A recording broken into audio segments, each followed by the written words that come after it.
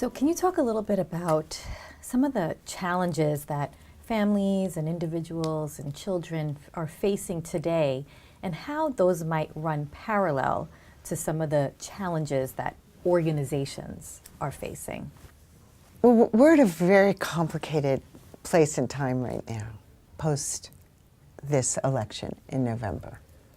So depending on where you sit, both politically but also in the socioeconomic place in the world, families are facing very, very different challenges. So I would say that white, very privileged families are facing what's happening right now differently than families of color, and poor families are facing the uncertainty, and the children are facing the uncertainty of like what's going to happen, what policies are going to be put in place in terms of educational policy, in terms of healthcare policy, and in terms of economic policy and in terms of foreign policy.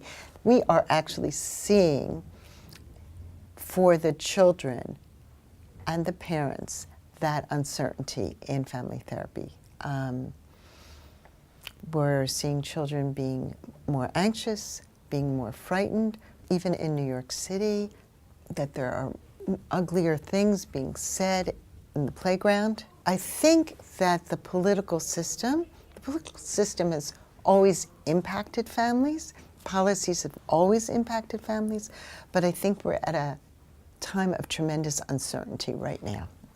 Do you think that some of these challenges are the same or different than they were, let's say, 20, 30 years ago?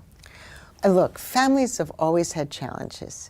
You know, there have been different reasons throughout time that individuals have struggled with depression, with anxiety, with school difficulties, with other kinds of mental health dilemmas.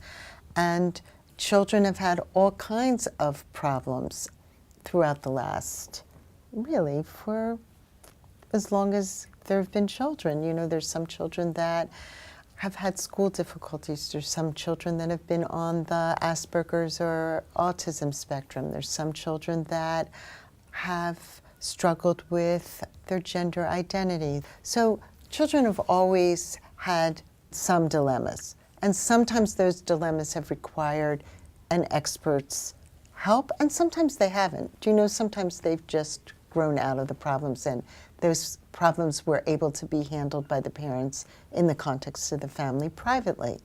But we see families where the problems aren't able to be handled that way.